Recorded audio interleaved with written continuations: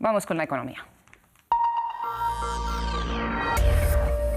Juan Pablo Lucumí, buenas noches. Ya estamos listos aquí, Rosa, para hablar de números. Pues empezamos hablando de los números de Argentina porque precisamente se conoció el nuevo dato de inflación. Y quiero que directamente vayamos a esta cifra porque tiene que ver, vamos a revisar el dato mensual de este país que pues entre esos en el mes de abril fue del 8,8%, vuelve otra vez Argentina a la inflación de un solo dígito, hay que decirlo 2,2 puntos menos que el mes anterior, pero también 16,7 puntos menos que el dato de diciembre cuando era una de las más elevadas y cuando Javier Milei llegó a la presidencia. Esto ya acumula 4 meses consecutivos en donde la inflación pierde fuerza desde que él llega al poder, pero todavía no llega a ese nivel del 6%, que era uno de los menores que se veía por allá en junio. Y hay que decirlo que los valores que aumentaron o llevaron a subir los precios más, sobre todo, fue el tema del agua, pero también del gas, que subió un 35%, y otros como los alimentos y las bebidas pues subieron un poco menos, como el 9%, hay que decirlo también. Ahora, en comparación anual, la inflación sigue también perdiendo fuerza, pero en abril se trepó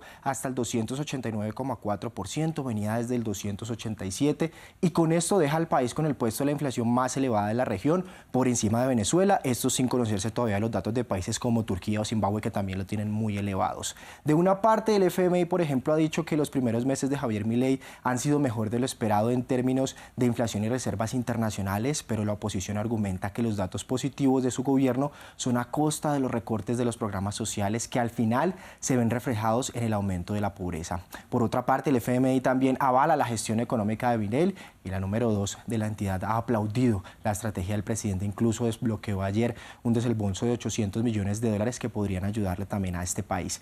Pero pues esto, las personas también hay que decirlo que no lo ven reflejado en su día a día. Exacto, una cosa es la macroeconomía, otra la micro en el día a día de la gente. Juan Pablo, vamos con otro tema también clave en esta jornada económica y es esta nueva ofensiva comercial que lanzó Estados Unidos contra China, ¿no? Y que es no menor porque se trata de las dos potencias de la primera y la segunda economía del mundo. Con el anuncio de Joe Biden, los aranceles pasan de la siguiente manera, del 25 al 50% pues para paneles solares que provengan de China. Triplicó también los aranceles para los productos como el acero y el aluminio, y tal vez el más escandaloso fue el del 100% para los impuestos de los vehículos eléctricos, Rosa. Bueno, ¿y cuáles fueron los argumentos que alegó Washington para tomar una medida de esta envergadura? Pues vienen siendo los mismos que hemos estado revisando y que también lo han dicho otros funcionarios, como en el caso de la Secretaría del Tesoro o también el jefe de la diplomacia estadounidense, que dice que China ha tratado y ha estado intentando de llenar el mercado global con productos muy baratos, pero también le da demasiados subsidios a las empresas y esto impide una competencia justa con las empresas estadounidenses. Esta es parte de las razones. Escucharemos al presidente de Estados Unidos. Es por eso que hoy estoy anunciando nuevos aranceles en sectores clave de la economía para garantizar que nuestros trabajadores no se vean frenados por prácticas comerciales desleales.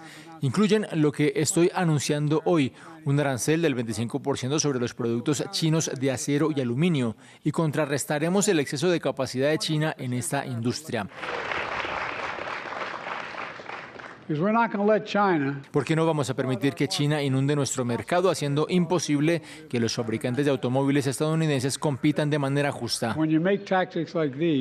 Claro, este exceso de capacidad es la forma de verlo por parte del presidente de Estados Unidos, ¿no? China ya ha dicho que respondería como era de esperar a estas medidas. La batalla sigue, evidentemente. Exacto, y la seguiremos aquí, Juan Pablo. Vamos con otro tema que acabamos de conocer, y es que el presidente de Brasil, Luis Inácio Lula da Silva, ha despedido a la presidenta de Petrobras. Así es, se trata del presidente Jean Paul Prats, presidente de la petrolera estatal brasileña Petrobras, en medio de tensiones por el pago de dividendos a los accionistas de la petrolera estatal, después de que el lunes reportó una caída del 38% en su beneficio neto, esto en el primer trimestre y también comparado con el año anterior. Esto también incumpliendo las expectativas de los analistas sobre el resultado, y su dividendo también afectó el volumen de ventas. Las ganancias netas cayó a 4.000 millones de dólares en el trimestre finalizado en marzo, muy por debajo de las estimaciones de los analistas, y vamos a ver entonces cómo afectó las bolsas, porque después del cierre también hay un panorama, pues después del cierre, qué es lo que sucede sucede con muchas de ellas y lo miraremos en segundos en pantalla,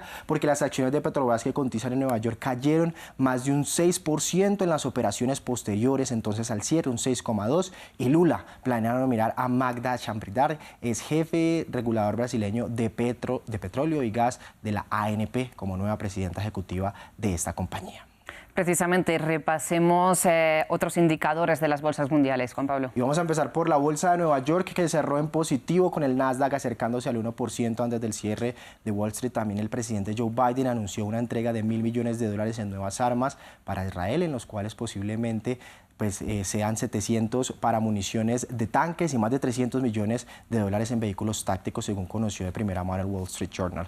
Europa también tuvo un panorama optimista. Londres, París y Madrid avanzaron, pero Frankfurt, de la primera economía europea, se quedó atrás. Cerramos con América Latina, que tuvo en general un panorama positivo, a excepción de México, que casi pierde un 1%. Argentina fue el mayor ganador de la jornada. Eso también teniendo en cuenta que el banco hoy anunció que va a recortar 10 puntos. Ya lo recortó las tasas de interés en un alivio para el bolsillo de los argentinos. Pero hay que decir que Chile también empieza la semana con ganancias. Este último elevó este martes su proyección económica gracias al buen rendimiento del cobre. Juan Pablo, nos informan que no tenemos mucho tiempo, pero rápidamente esta cifra del día. El Balón de Oro de Diego Maradona obtuvo tras ganar el Mundial de 1986, que saldrá a subasta en junio en París, exactamente el 6. Todavía no se tiene un precio estimado, pero este preciado premio se había dado por desaparecido durante 3 décadas hasta que lo compró en 2016 un modesto coleccionista, y hay que decir que se espera más o menos unos $9,2 millones o mucho más de esto. Bueno, pues lo sabremos el 6 de junio. Aquí seguro que traeremos esta información. Juan Pablo, buenas noches. Muchas gracias. Después, con mucho más, Rosa. Vamos a directo.